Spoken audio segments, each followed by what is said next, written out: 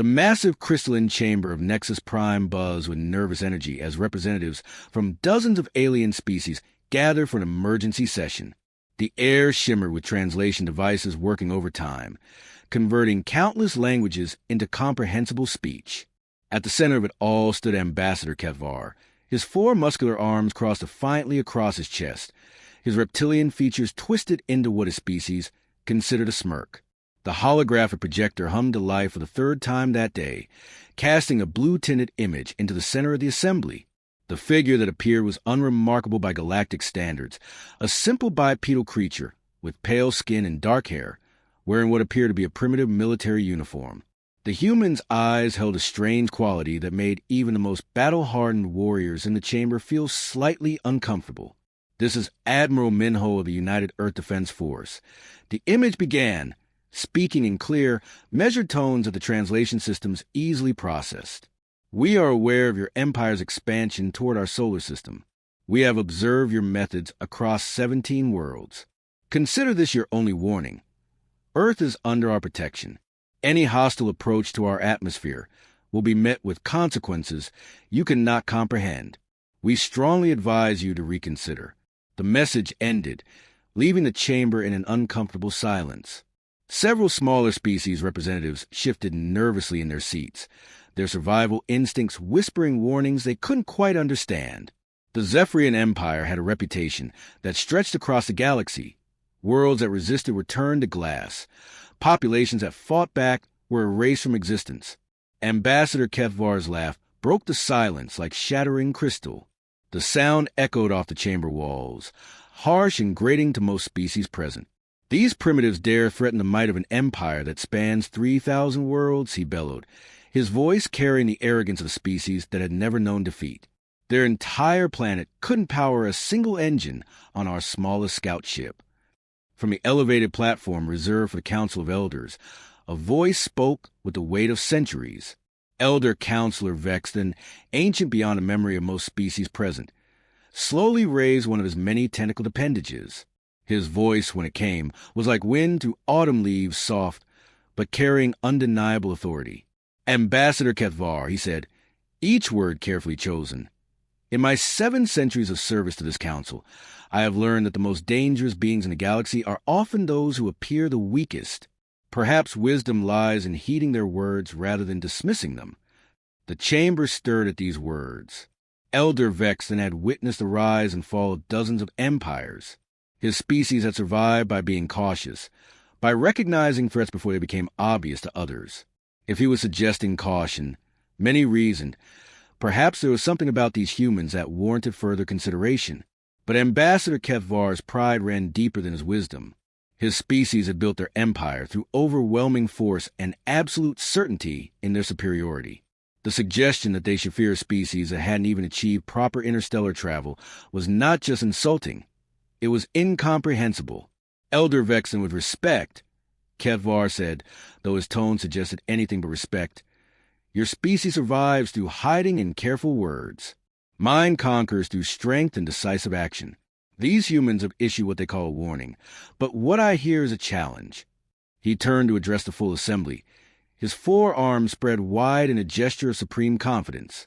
The Zephyrian Empire has never retreated from a challenge. We have never been defeated in battle. We have never encountered a species that could withstand our might once we decided to act. The ambassador activated his own holographic display, showing images of past conquests. World after world appeared in the projection, before and after images that told a story of absolute dominance. Thriving civilizations reduced to smoking ruins. Proud species brought to their knees. Technological marvels turned to scrap metal.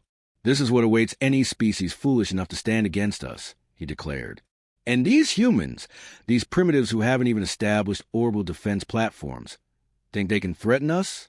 They will learn, as all others have learned, why the galaxy bows before the Zephyrian Empire. The chamber remained silent, but the quality of that silence had changed. What had begun as nervous energy now felt more like the calm before a storm. Some representatives looked convinced by Ketvar's display of past victories. Others seemed troubled by something they couldn't quite identify. Elder Vexton spoke once more, his voice even softer than before. Ambassador, in all those conquests you have shown us, did any of the defeated species warn you away? Did any suggest you reconsider your approach? Kethvar paused, caught off guard by the question. After a moment's thought, he shook his massive head. No, Elder. They begged, they pleaded, they threatened revenge. But none warned us away as if they held some secret power. Then perhaps, Vexen said quietly, these humans are different. But the ambassador's mind was already made up. His fleet was already assembled. His commanders eager for another easy victory. The decision had been made the moment the human transmission had ended. The Zephyrian Empire would demonstrate, once again, why they ruled the outer rim of the galaxy. The humans would learn their place, just as all others had before them. The warning had been given and ignored. Soon, the consequences would begin. The void of space around Earth's solar system suddenly erupted with flashes of brilliant light as 300 Zephyrian warships tore through the fabric of reality itself. The massive vessels emerged from hyperspace like hungry predators, their dark metal hulls gleaming under the distant light of Sol. At their head flew the flagship Eternal Dominance, a kilometer-long beast of destruction that had brought terror to countless worlds. Fleet Commander Zarthal sat on a command throne, 6 eyes scanning the tactical displays that surrounded him like glowing windows. His scaled fingers drummed against the armrest as he studied the primitive planet that hung in the distance like a blue-green jewel. After decades of conquest, this should have been routine. Another backward world to crush beneath the Empire's boot. Commander, his tactical officer reported, voice filled with poorly concealed amusement. Our sensors are detecting their defensive capabilities.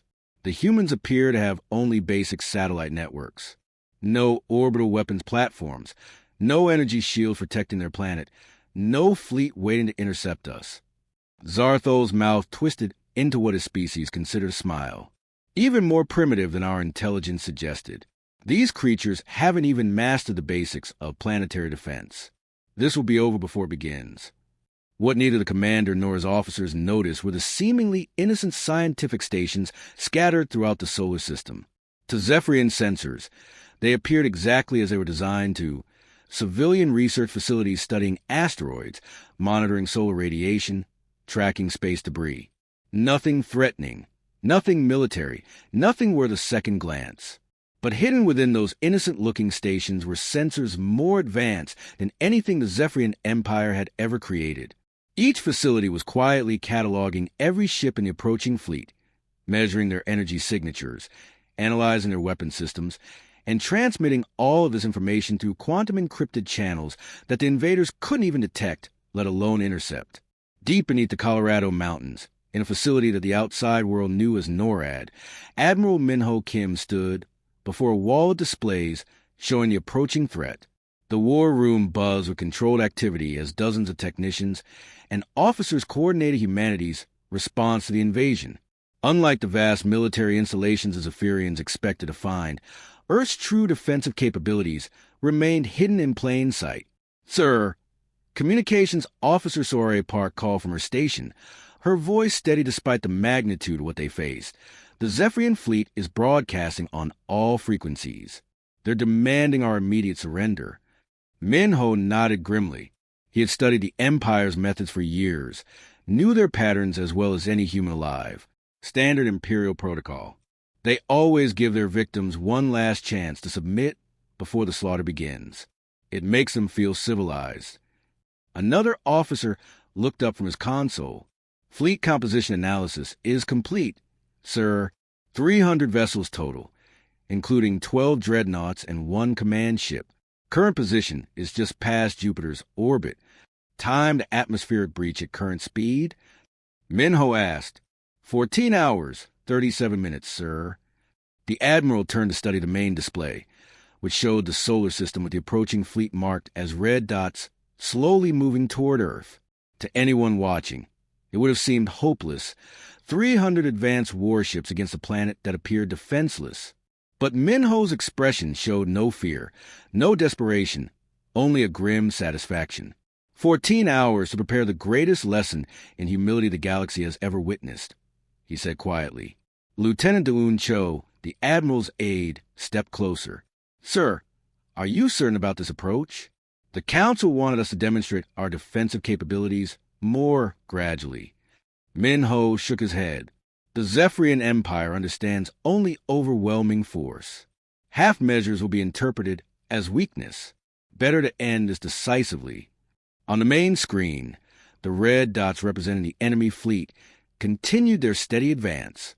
The Zephyrians moved with the confidence of a species that had never faced real opposition, their formation loose and undisciplined. They expected no resistance, no surprises, no challenges to their absolute superiority. Commander Zarthol stood and walked to the observation deck of his flagship, gazing out at the star system that would soon belong to the Empire. Earth hung in the distance, a small blue that seemed impossibly fragile. Around him, his officers went about their duties with casual efficiency, already discussing which sectors of the planet they would claim as their personal territories. "It's almost disappointing," the commander mused to his second-in-command. "We bring our entire sector fleet to crush these humans, and they can't even field a single warship to oppose us. Where's the glory in destroying something so helpless?" His aide, eager to please, laughed appropriately. "Perhaps we should have brought fewer ships. Commander, give them at least the illusion of a fighting chance." But as the hours passed and the fleet drew closer to Earth, some of the more experienced officers began to notice things that troubled them. The planet's radio transmissions continued normally. No panic broadcasts, no desperate pleas for help, no signs that the population was even aware of their approaching doom. Space traffic continued its regular patterns, civilian transports moving between Earth and its moon as if nothing was happening. "Commander," the sensor officer reported, uncertainty creeping into his voice, "I'm not detecting any military preparations on the planet's surface. No weapons charging, no shields activating, no fleets launching. It's as if they don't know we're here." Zarthol frowned. In his experience, even the most primitive species showed some signs of panic when facing invasion. This calm was unusual, but the fleet pressed on, drawn by momentum and pride toward Earth's atmosphere, unaware that they were flying into the most carefully prepared trap in galactic history. The Zephyrian fleet crossed into the asteroid belt between Mars and Jupiter with the same casual confidence they had shown throughout their approach. Commander Zarthol barely glanced at the scattered rocks and debris that drifted through space around his ships. To him, they were nothing more than cosmic dust, lifeless chunks of stone and metal that posed no threat to his advanced vessels. That confidence lasted exactly 17 seconds. Without warning, the asteroid began to move, not the slow, predictable drift of space debris, but deliberate, coordinated movement that spoke of intelligence and purpose. Rocks that had been tumbling peacefully through the void suddenly changed course, aligning themselves into perfect geometric patterns around the Zephyrian ships. "What in the name of the Empire?" Commander Zarthol breathed, his 6 eyes widening as the sensors finally detected what had been hidden right in front of him. The asteroids weren't asteroids at all. They were massive weapons platforms, each one carefully disguised to look like harmless space debris. "Impossible!" he roared, his voice echoing to the command bridge as alarms began blaring throughout the ship. "Our sensors showed nothing but rocks and dust." His tactical officer's hands flew over his controls, desperately trying to make sense of what the displays were showing him. "Commander, they're powered by some kind of compact fusion reactors. The energy signatures are so minimal, they barely registered on our scans. It's like they were designed specifically to avoid detection by our systems." The truth was even more unsettling than that. For 3 centuries, ever since humanity had achieved faster-than-light travel, they had been watching, while other species developed in isolation, unaware of the galactic community until contact was forced upon them. Humans had taken a different approach. They had observed from the shadows, studying every empire, analyzing every battle, learning from every species that had fallen to imperial conquest. Earth had not been caught unprepared. Earth had been preparing for this moment for 300 years. The asteroid defense network activated with surgical precision. Streams of coherent energy lanced through space, but not aimed at the Zephyrian ships themselves. Instead, each beam targeted specific points around the vessels. Precise locations calculated to overload particular systems without causing catastrophic damage. The first lesson humanity taught the Zephyrians was about patience. The second was about precision. Within minutes, the effects became terrifyingly clear. Shield generators overloaded and shut down. Weapon systems went offline one by one. Propulsion drives flickered and died, leaving massive warships drifting helplessly in space. Most critically, communications arrays were disabled, preventing the fleet from coordinating any response. Commander Zartho watched in horror as his mighty armada, 300 ships that had conquered star systems, was reduced to floating scrap metal in less time than it took to brew a cup of tea. The ships remained intact, their hulls undamaged, their crews unharmed, but they were as helpless as newborns. "Status report," he demanded, though he already knew the answer would be devastating. "All ships report complete system failure, sir," his communications officer replied, his voice shaking. "Shields down, weapons offline, engines dead. We're getting reports from across the fleet. Every ship has been disabled." The commander stared at the tactical display, trying to process what had happened. In all the Empire's history, in all their countless conquests, nothing like this had ever occurred. They had faced desperate last stands, suicidal attacks, even primitive nuclear weapons, but never had they encountered an enemy capable of such surgical precision. "How is this possible?" he whispered. "Our intelligence said these humans were primitives. They haven't even achieved proper interstellar travel." The answer came not from his officers, but from the communication system that somehow still functioned for incoming transmissions. Admiral Minho's voice filled the bridge, calm and measured, speaking as if he were discussing the weather rather than complete neutralization of a galactic superpower's fleet. "This is Admiral Minho of the United Earth Defense Force. Fleet Commander Zarthal, you have entered Earth's defensive perimeter despite our warning. Your vessels have been neutralized but not destroyed. This demonstrates both our capability and our restraint, qualities your empire would do well to understand." The human's image appeared on the main screen, and Zarthal found himself staring into eyes that held no anger, no hatred, no triumph. Only a kind of patient sadness that was somehow more terrifying than any battle rage. "You were warned," Minho continued. "You chose to ignore that warning. Now you will learn why we gave it." Around the disabled fleet, smaller human vessels began to appear, not warships in any traditional sense, but sleek, efficient craft that moved with the confidence of a species that had planned for this exact scenario. They approached the Zephyrian ships not as conquerors seeking to claim prizes, but as teachers preparing to deliver a lesson. Commander Zarthal realized, with growing horror, that humanity's greatest weapon wasn't their advanced technology or their precise tactics. It was something far more dangerous. They had turned warfare into a science and conquest into an art form. Every move had been calculated, every possibility considered, every outcome planned for. The mighty Zephyrian Empire, which had never known defeat, had just learned that there were forces in the galaxy that didn't simply fight their enemies. They educated them. And the lesson was about to begin. The true horror of humanity's response wasn't in their advanced weapons or their tactical brilliance. It was in their preparation. As the disabled Zephyrian ships drifted helplessly through space, smaller human vessels approached with an efficiency that spoke of decades of planning. Each boarding craft knew exactly which ship to target, which airlocks to use, even which corridors would offer the least resistance. Commander Zarthal watched through his viewport as a human shuttle attached itself to his flagship's docking bay. The magnetic clamps engaged with a soft thud that seemed to echo through his soul. He had expected death, destruction, the usual chaos that followed military defeat. Instead, he was witnessing something that defied all his understanding of warfare. The boarding party that entered his ship moved like medical professionals rather than conquerors. They wore simple gray uniforms with no visible weapons, carrying only small devices that hummed quietly in their hands. The lead figure, a young human female with kind eyes, approached Zarthal's command chair with the calm demeanor of a teacher entering a classroom. "Commander Zarthal," she said in perfect Zephyrian dialect, her pronunciation flawless despite the complexity of his species' language. "My name is Dr. Jiwoo Lee. I'm a xenopsychologist specializing in imperial expansion patterns. Please remain calm. This will be over quickly." Before he could respond, she activated the device in her hand.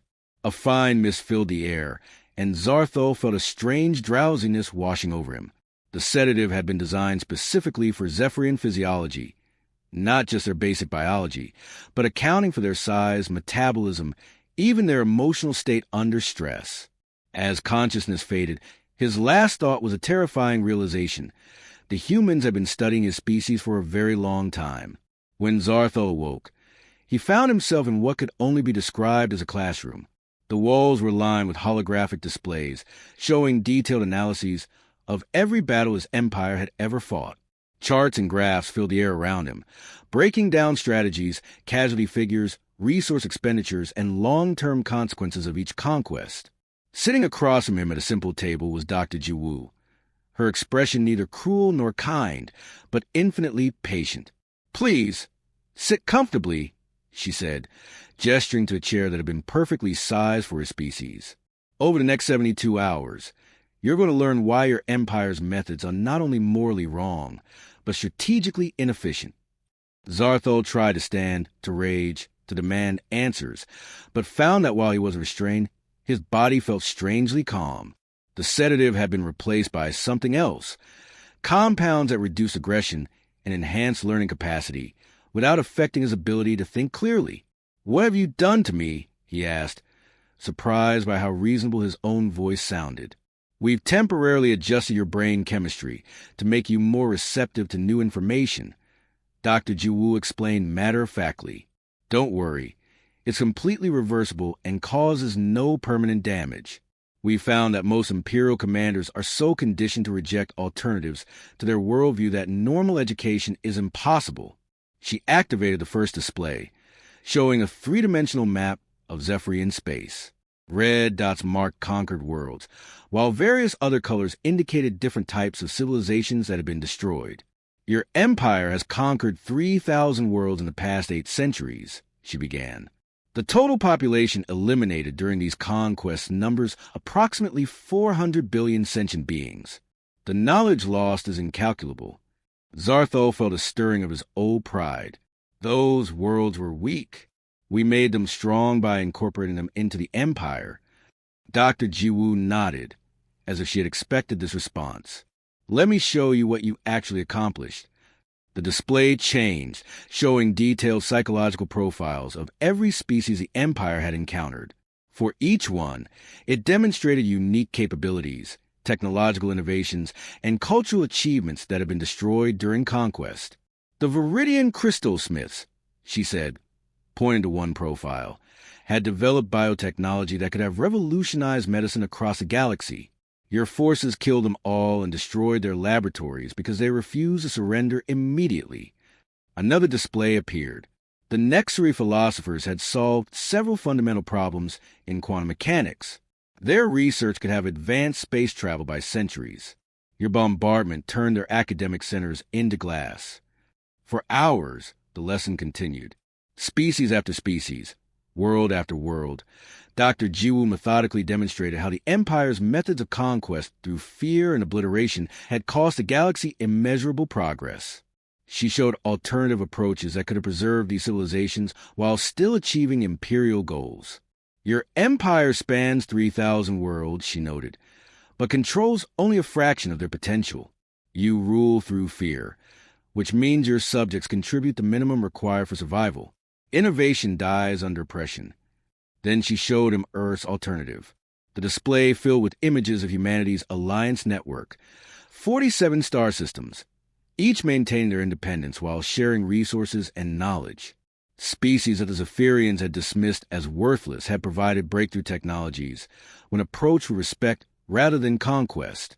"Our combined technological advancement exceeds your empires by several centuries," Dr. Jiwoo explained. "Not because we're inherently superior, but because we preserve and enhance rather than destroy and suppress." As the hours passed, something fundamental broke inside Commander Zarthol's mind. Everything he had believed about strength, about conquest, about the natural order of the galaxy was being systematically dismantled and rebuilt. The humans weren't just defeating the Empire. They were proving that everything the Empire stood for was wrong. The lesson was almost complete. 6 months after the event that would forever change galactic history, the Galactic Council reconvened in the same crystalline chambers of Nexus Prime. But to anyone who had witnessed the previous emergency session, the transformation would have been startling. The rigid hierarchies and fearful whispers have been replaced by something unprecedented in galactic politics: genuine cooperation. Ambassador Ketvar stood before the assembly, but the proud, defiant creature who had once dismissed human warnings was gone. In his place stood a being transformed, his 4 arms moving in gestures of respect rather than dominance. Around him sat representatives from 17 worlds that had once been considered conquered territories of the Zephyrian Empire. Now, they participated as equals in what humanity had termed the Cooperative Defense Alliance. "Fellow beings," Ketvar began, his voice carrying none of its former arrogance.